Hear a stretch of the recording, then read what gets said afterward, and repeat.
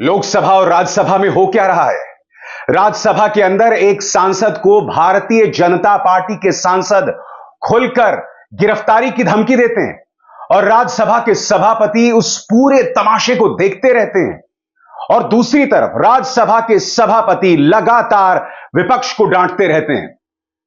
कांग्रेस के जो बड़े नेता हैं, राज्यसभा सांसद मल्लिकार्जुन खड़गे, जो कि कांग्रेस के अध्यक्ष भी हैं, नेता विपक्ष भी हैं, उन्हें भी लगातार डांटते रहते हैं। मगर देखिए आम आदमी पार्टी सांसद संजय सिंह को किस तरह से भाजपा के सांसदों ने धमकाया, गिरफ्तारी की धमकी दी। मगर मजाल है कि राज्यसभा के सभापति ने कुछ कहा हो। वो दखल जरूर दे रहे हैं, मगर यह मैं आप पर छोड़ता हूं कि क्या उन्होंने इस कड़ाई से भाजपा के सांसदों पर कोई एक्शन लिया। देखिए क्या हो रहा था। मान्यवर, इस सदन की कार्रवाई के बारे में सत्ता पक्ष के लोग, विपक्ष के लोग ट्वीट करते हैं। अब देख लीजिए सर, आपने अलाउ किया है। वो बोल रहे थे, मैं चुपचाप सुना सर। ट्वीट करते हैं। प्लीज, हमारे एक साथी ने हमारे एक साथी ने यहां पर ओबीसी आरक्षण जनसंख्या के आधार पर दिया जाए, ये बहस जी आपको बोल रहा हूं सर। वो बहस में हिस्सा ले रहे थे नीरज डांगी जी। सब लोगों ने रोका सर। एक मिनट सर। एक मिनट सर, हाउस क्यों एडजर्न हुआ सर? एक मिनट सर, हाउस सर, मुझे आपने 2 मिनट का टाइम दिया है, प्लीज 2 मिनट का सर टाइम दिया है, मुझे अपनी बात करने दीजिए। इन लोगों ने रोका, हाउस एडजर्न हुआ सर। अगर रोका नहीं तो हाउस एडजर्न क्यों हुआ? आपने रोका, मैंने उसको ट्वीट कर दिया। मंत्री जी नाराज हो रहे हैं, इतने लोग इनके पीछे खड़े होके हमको धमका रहे हैं। हम धमकियों से डरने वाले लोग नहीं हैं। आप जेल भेजने की धमकी दे रहे हैं आपके सामने सर। उधर से कह रहे हैं इनको जेल में भेजा जाएगा। अरे भेजो जेल में भेजना चाहते हो भेजो। ये वाजपेयी जी हमारे राज्य से आते, कहते इनको जेल में भेजा जाएगा। अरे भेजो जेल में। जेल से कौन डरता है? किसको डरा रहे हो आप जेल से? भाई आप भेजिए जेल में सर। यही सदन से जेल भेज दीजिए सर। सदन से जेल भेज दीजिए। जेल से डराइए मत, मैं सिर्फ ये कह रहा हूं, सदन से जेल भेज दीजिए। आप सरकार में, सत्ता में, आप जेल भेजना चाहते हैं। ओके। आप लोग चिल्ला रहे हैं जेल भेजेंगे, यही से भेजिए। ओके। आपने सुना होगा दोस्तों कि संजय सिंह ने नीरज डांगी का भी जिक्र किया। जी हां, नीरज डांगी की मिसाल भी बहुत शर्मनाक है।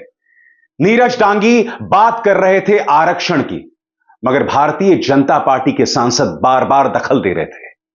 एक अहम मुद्दे पर चर्चा हो रही थी और फिर भाजपा सांसदों के बवाल के चलते सदन की कार्रवाई को स्थगित कर दिया। मैं आपको बतलाना चाहता हूं दोस्तों पूरा मुद्दा क्या है। नीरज डांगी का यह ट्वीट आपके स्क्रीन पर, वो क्या कह रहे हैं और फिर वो पूरा वीडियो भी मैं आपको दिखाऊंगा। राज्यसभा में भाजपा ने अनुसूचित जाति, अनुसूचित जनजाति और ओबीसी को उनकी जनसंख्या के अनुपात में आरक्षण देने वाले एक प्राइवेट मेंबर बिल पर जाति जनगणना और आरक्षण पर बोलते वक्त मुझे बार बार टोका और रोका। हंगामे के बीच सदन को स्थगित कर दिया गया। भाजपा का आरक्षण विरोधी असली चेहरा सामने आ गया। क्या गलती थी नीरज डांगी की? वो आरक्षण की तो बात कर रहे थे ना, जनसंख्या के अनुपात के हिसाब से आरक्षण की बात कर रहे थे। मगर देखिए किस तरह का बवाल भाजपा के सांसदों ने पैदा किया। यह दूसरी मिसाल है। पहली मिसाल संजय सिंह को गिरफ्तारी की धमकी देना और फिर इस तरह से नीरज डांगी के भाषण के दौरान बवाल पैदा करना। देखिए क्या हुआ। ओबीसी के खिलाफ ऐसे कर लीजिए। मैडम मेरा टाइम मैडम पॉज करना।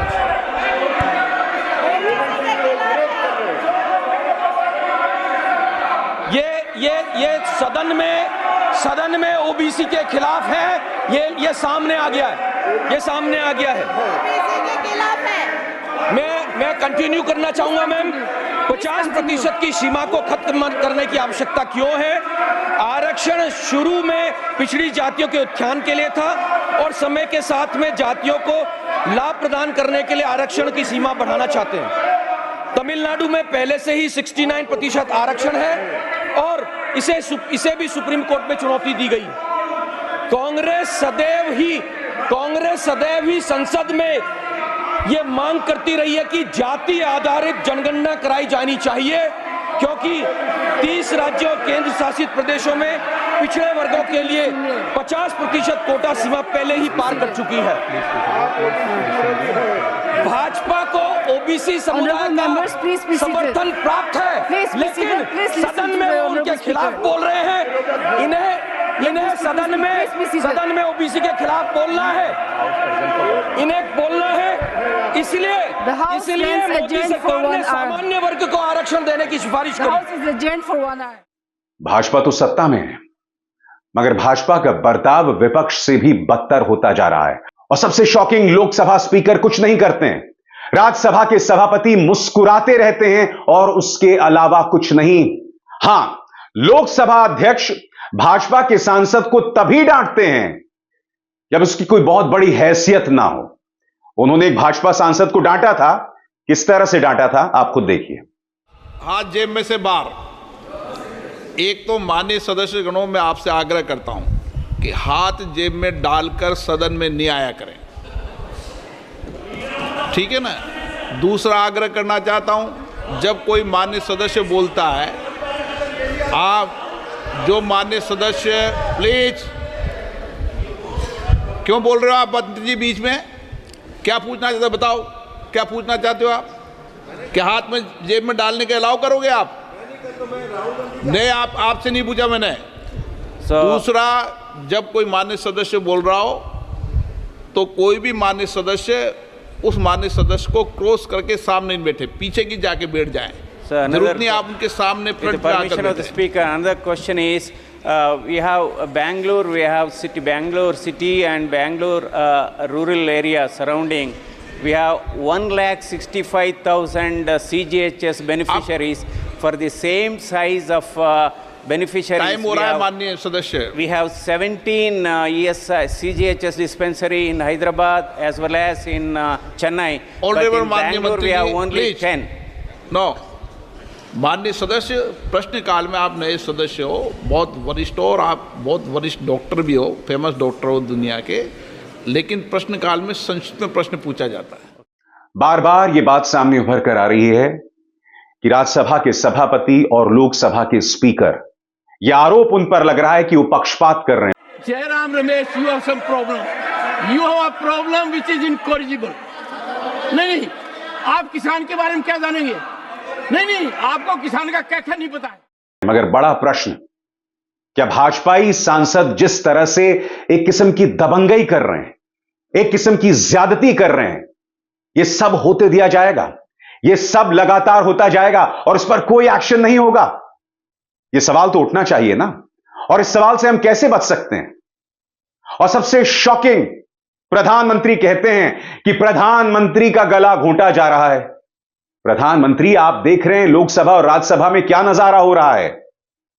जब टीएमसी सांसद अभिषेक बैनर्जी नोटबंदी का मुद्दा उठाते हैं तो लोकसभा अध्यक्ष उन्हें ताना देते हैं कि 2016 के बाद 2019 भी आ गया।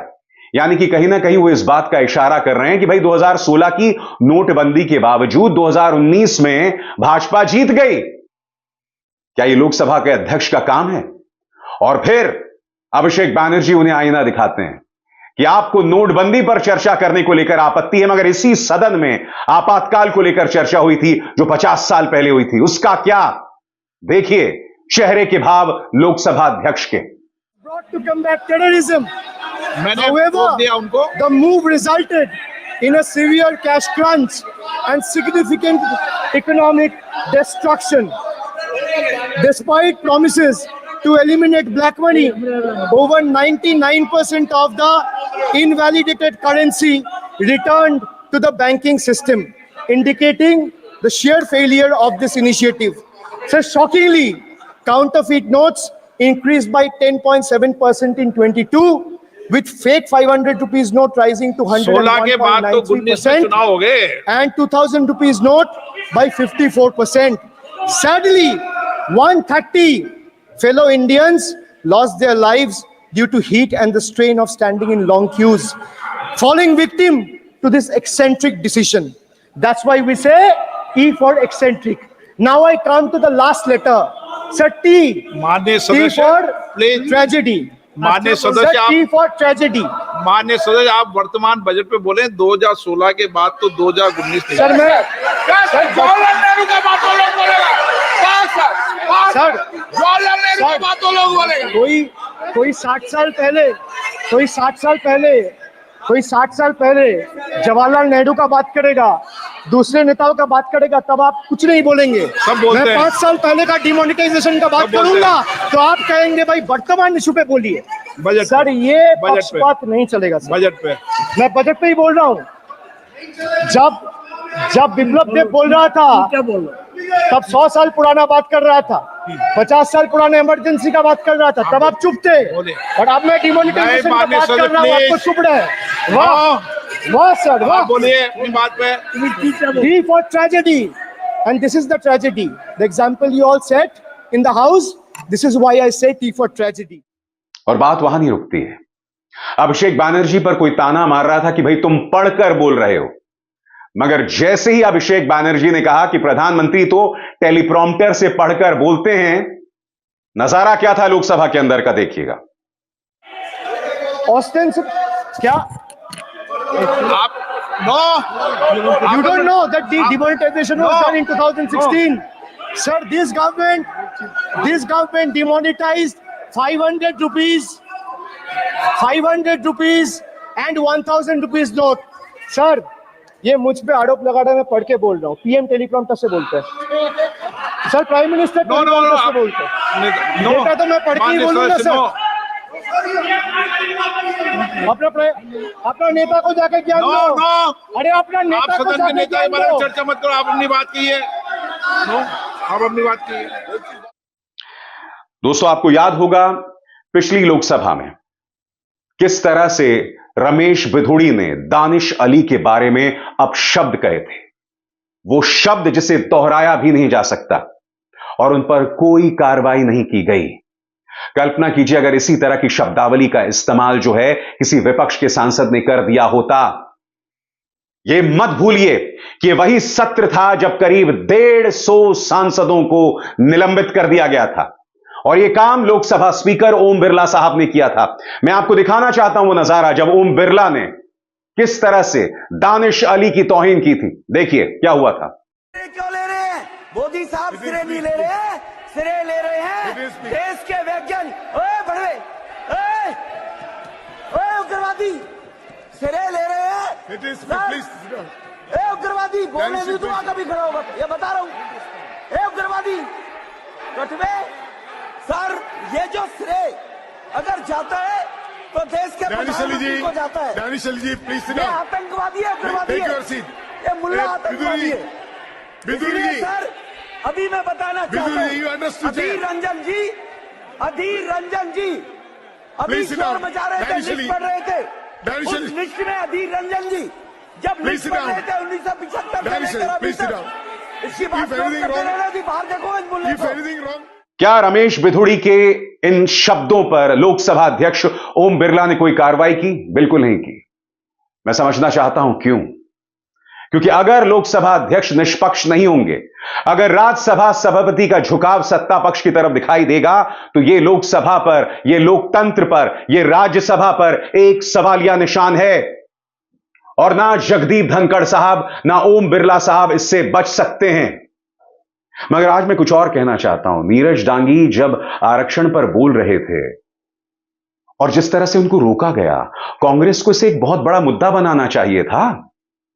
भाई उनके एक सांसद को रोका गया, एक दलित सांसद को रोका गया बोलने से, सभा की कार्रवाई को स्थगित कर दिया गया 1 घंटे के लिए।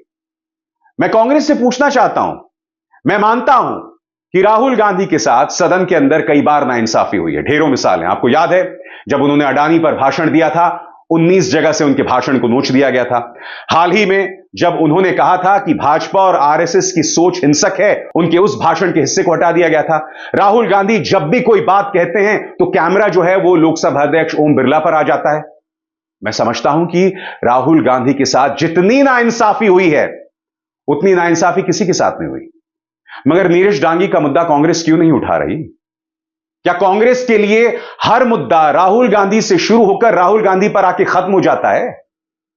मैं फिर कह रहा हूं, राहुल गांधी के साथ नाइंसाफी होती है। अक्सर देखा जाता है कि माइक स्विच ऑफ होता है, अक्सर देखा जाता है कि कैमरा उन पर से हट जाता है, और राहुल गांधी ने बहुत ही शानदार अंदाज में लोकसभा अध्यक्ष ओम बिरला को कटघरे में भी रखा था, जब उन्होंने कहा था कि जब प्रधानमंत्री आते हैं तो आप उनके सामने झुक जाते हैं, और जब मुझसे मिलते हैं तो रीढ़ सीधी होती है। सुनिए उन्होंने क्या कहा था। There is the Speaker of the Lok Sabha, the Speaker of the Indian Union, and there is Mr. Om Birla. When Modi ji went and shook your hand, and I went and shook your hand, I noticed something. When I shook your hand, you stood straight like this and shook my hand. And when Modi ji shook your hand, you bowed down and shook his hand.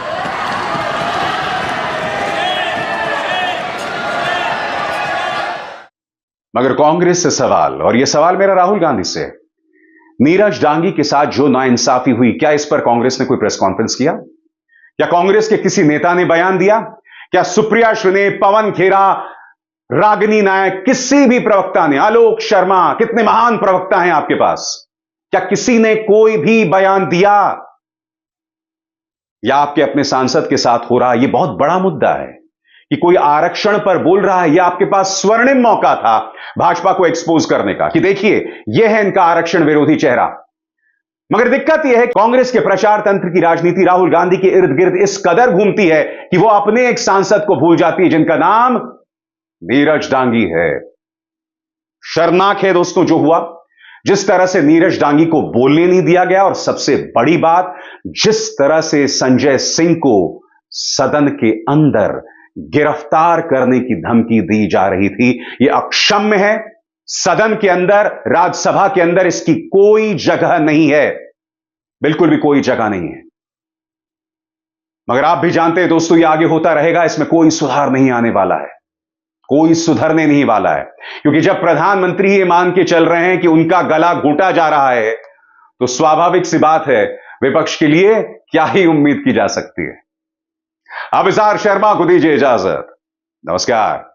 स्वतंत्र और आजाद पत्रकारिता का समर्थन कीजिए, सच में मेरा साथी बनिए। बहुत आसान है दोस्तों, इस ज्वाइन बटन को दबाइए और आपके सामने आएंगे ये 3 विकल्प, इनमें से एक चुनिए और सच के इस सफर में मेरा साथी बनिए।